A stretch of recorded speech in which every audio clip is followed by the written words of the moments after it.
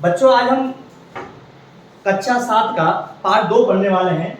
Topic है राजधर्म। राजधर्म का मतलब होता है राजा का धर्म। राजा का धर्म। अब आप मुझे बताइए राजा का क्या क्या धर्म होना चाहिए।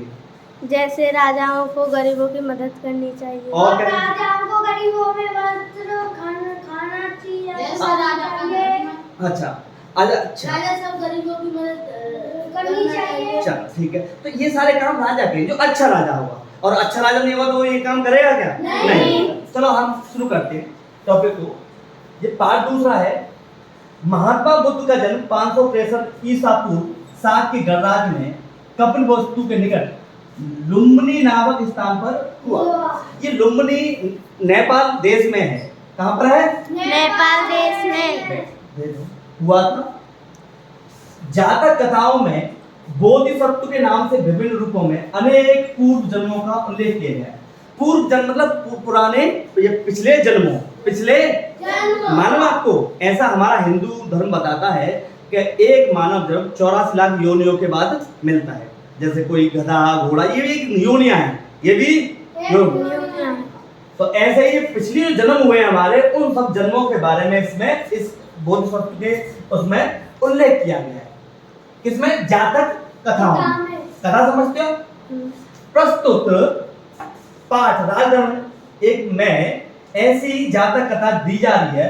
इस कथा में बताया गया है कि किसी राज्य का राजा जैसा आचरण करता है उसका प्रभाव राज्य की प्रजा के साथ संपूर्ण पर्यावरण पर भी पड़ता है। इस कहानी में हम पढ़ेंगे कि जैसा वहां का राजा होगा तो वहां की जो प्रजा है वो वैसी होगी। अगर राजा खुशहाल है तो उसकी यहाँ की जो प्रजा होगी वो कैसी होगी? खुशहाल। और अगर राजा दुष्ट है तो क्या होगा? दुष्ट ही प्रजा होगी, है ना। तो राजा पे भी इसका प्रभाव पड़ेगा। तो आइए हम पढ़ते हैं पाठ को। ब्रह्मदत्त विवेकशील राजा था। कैसा राजा था? विवेक से काम करता था। वह सत्य, उचित, अनुचित का सदा ध्यान रखता था। वो हमेशा इस चीज का ध्यान रखता था क्या सच है, क्या झूठ है, और सबसे बड़ा प्रेम भाव से वो रहता था। वो ऐसे व्यक्ति को ढूंढता रहता था जो उसके दोषों को बता सके। और वो क्या करता रहता था? वो ऐसे व्यक्ति को ढूंढता था उसके दोषों को बता सके। प्रशंसा करने वाले तो सभी थे। प्रशंसा करने वाले तो सभी थे। राजा की तो लोग प्रशंसा ही करते हैं। तो इस दोष बताने वाला कोई मिला था। अंतपुर, राज दरबार, नगर के बाहर सभी जगह लोग राजा के गुणों को बखान करते थे। राजा के गुणों को बखाना। नगर ज्यादा था और दूसरे स्थान पे गया और देखता था तो सभी लोग उसकी क्या करते थे? प्रशंसा करते। उसकी कोई बुराई बताने वाला नहीं था। चलो आगे करते हैं। उसके बाद राजा ने सोचा कि जनपद में कोई ऐसा व्यक्ति मिल जाए जो उसके दोष बता सके। वो सोचता था कि मेरे राज्य में कोई एक ऐसा व्यक्ति मिल जाए जो मेरी क्या कर सके? दोष, मुझमें क्या कमी है वो कमी बता सके। अतः वेश बदल कर वह पूरे जनपद में घूमा। इसलिए वो वेश बदल उसने अपने कपड़े चेंज किए और अपना वेश बदल लिया और वो कहाँ घूमा? पूरे राज्य जनपद में घुमा। पर वहां भी उसे अपना गुण सुनने को ही मिला। फिर भी वहां पे क्या मिला उसको? उसकी प्रशंसा सुनने को मिली। उसको अपनी प्रशंसा सुनने को मिली, दोष नहीं। फिर वो घूमता हुआ हिमालय प्रदेश पहुंचा। फिर चलते वो कहां पहुंच गया बच्चों? हिमालय प्रदेश पहुंचा। घने जंगलों और दुर्गम पर्वतों को पार करता हुआ वह स्वरम में हिमालय प्रदेश में स्थित बोधिसत्व के आश्रम पर पहुंचा। वो कहां पहुंचा बच्चों? तो हमें इससे पहले बता चुके हैं बोधिसत्व कौन थे? महात्मा बुद्ध थे। तो वो महात्मा बुद्ध के स्थान पर पहुंचा। कौन सा राजा का नाम क्या था? ब्रह्मदत्त दाता कहां पहुंच गया? राजा कहां पहुंचा बच्चों? बोधिसत्व के आश्रम। उसने उन्हें श्रद्धा पूर्वक प्रणाम किया। बोधिसत्व ने राजा को कुशल छेद पूछा। फिर आश्रम में राजा को एक और चुपचाप बैठ गया। पहले तो उसने पूछा कि आप कैसे हैं, और फिर राजा एक कोने में जाकर बैठ गया। बोधिसत्व जंगल से पके गोंद लाकर खाते थे। जो बोधिसत्व महात्मा बुद्ध थे वो क्या खाते थे? पके गोदे। गोदे। गोदे समझते हो? फल। फल होता है जामुन का फल, जामुन का फल वो खाते थे। बोधिसत्व जंगल से पके गोंदे लाकर खाते थे।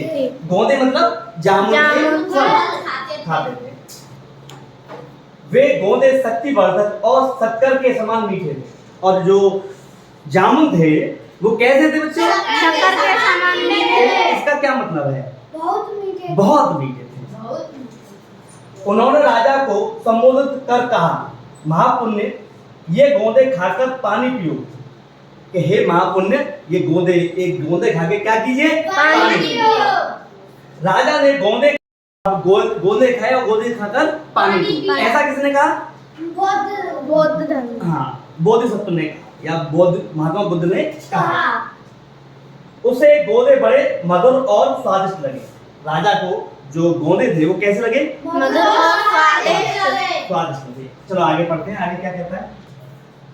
उसने बोधिसत्व से पूछा, भंते क्या बात है, ये गोंदे बड़े मीठे और स्वादिष्ट हैं। तो राजा ने किससे पूछा?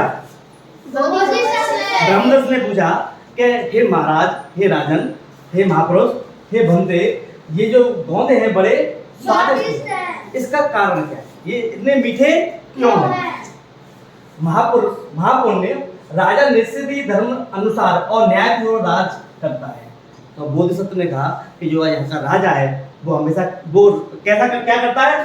धर्म के अनुसार ही और न्याय के अनुसार राज करता है। उसी से ये इतने मीठे हैं। उसी से, क्योंकि जो यहाँ का राजा है वो कैसा है? धर्म के अनुसार कार्य करने वाला है।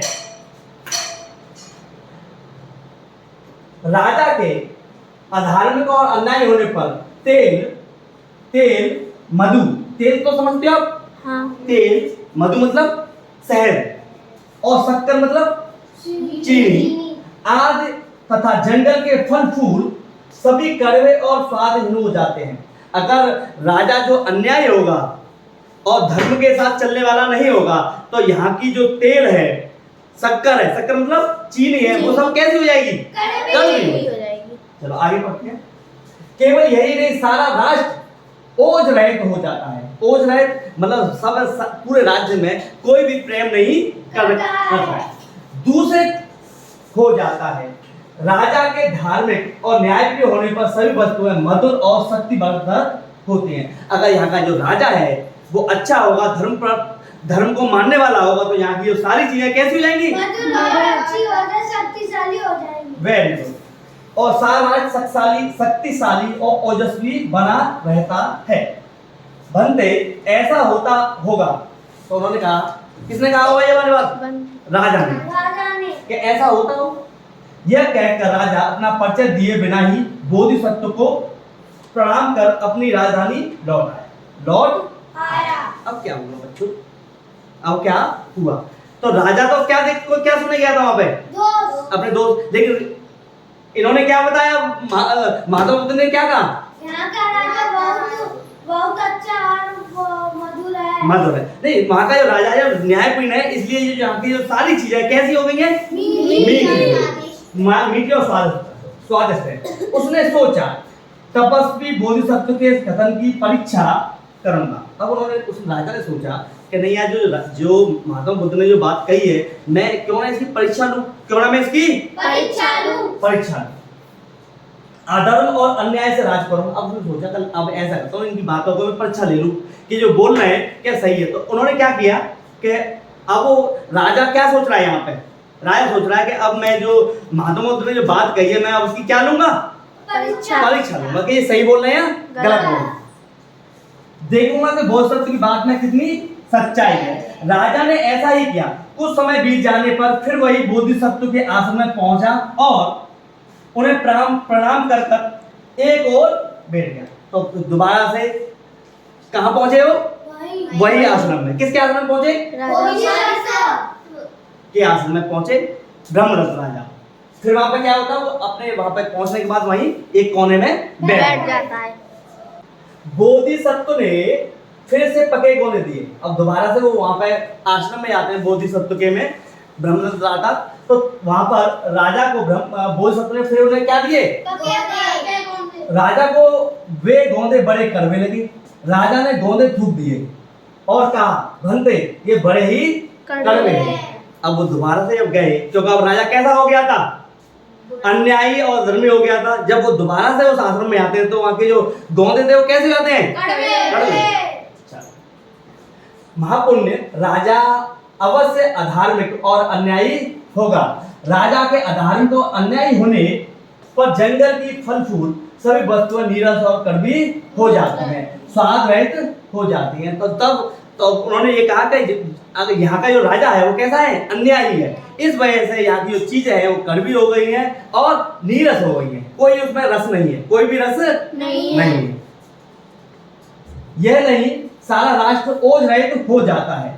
राजा के और जिज्ञासा करने पर बोधिसत्व ने कहा, गायों की नदी तैरते समय बैल नेता यदि टेढ़ा जाता है तो नेता के टेढ़े जाने के कारण सभी गायें टेढ़ी हो जाती हैं। इसका मतलब है, मान लीजिए कोई नदी है, ये अब मान लो अगर वो गायें अगर इसको पार करना चाहती हैं, अगर जो आगे वाली जो गाय होती है, आगे वाली जिस रास्ते से आएगी, बाकी जो पीछे वाली गाय है उसी रास्ते से आएगी। अगर मान लो वो गलत रास्ते पे चलेगी, जो आगे वाली गाय है गलत रास्ते पे चलेगी, तो बाकी गाय क्या करेंगी? उसके रास्ते पर। सेम उसने स्थिति बताई है। और मार्ग से भटक जाते हैं। इसी प्रकार मनुष्यों में भी जो श्रेष्ठ होता है वो नेता माना जाता है। इसी प्रकार जो मनुष्यों में जो श्रेष्ठ होता है वही नेता। अच्छा, यहाँ पे जो नेता शब्द आजकल तुमने देखो, पॉलिटिक्स चल रही है, चुनाव आने वाले हैं, तो जो नेता होते हैं वो अगर अच्छा होगा तो वहाँ की जो जनता है, वहाँ के लोग हैं, वो भी कैसे होंगे बच्चों? अच्छे है ना? तो हमें जो हमारा जो नेता है वो हमें अच्छा चुनना चाहिए या बेकार चुनना चाहिए? अच्छा चुनना चाहिए। यदि वो टेढ़े मार्ग से जाता है तो अधर्म करता है और सारी प्रजा कुकर्म पर चलती है और अधर्म करने लगती है। अगर राजा गलत काम करेगा तो प्रजा क्या अच्छे काम करेगी, बुरे काम करेगी? अगर राजा अच्छे काम होगा, राजा बहुत अच्छा होगा, सबका सम्मान करने वाला होगा, सबका आदर करने वाला होगा, सबको एक साथ लेके जाने वाला होगा, तो प्रजा भी अच्छा काम करेगी नहीं करेगी? ठीक। राजा ही नेता होता है। राजा के धर्म विमुख होने पर सारा राज्य दुख को प्राप्त होता है। अगर राजा अच्छे काम नहीं करेगा तो उसकी पूरी जो जनता है वो भी क्या होगी? दुखी होगी। गायों के नदी पार करते समय यदि बैल नेता सभी सीधा जाता है तो नेता के सीधे जाने के कारण सभी गायें नदी पार कर जाती हैं। इसी प्रकार मनुष्यों को जो श्रेष्ठ माना जाता है वही नेता है, माना जाता है। तो जो श्रेष्ठ होगा, जो अच्छा होगा, अच्छे वही क्या कौन होगा? नेता। अब क्योंकि जैसे गायें जब जाती हैं, अगर गलत रास्ता चुन लिया तो कभी कभार तो कुएं में गिर गई एक गाय, तो बाकी गायें क्या करेंगी? कुएं में गिर जाएंगी, नहीं गिर जाएंगी। तो इसलिए हमें अपना जो नेता है वो क्या चुनना चाहिए? अच्छा। यदि वो धर्म का अनुसरण करता है तो शेष प्रजा भी धर्म का मार्ग अपनाती है। राजा के धार्मिक होने पर सारा राष्ट्र सुख को प्राप्त करता है। बोधिसत्व से यह शिक्षा प्राप्त कर राजा ने अपना राजा होना प्रकट किया और विनय पूर्वक बोला।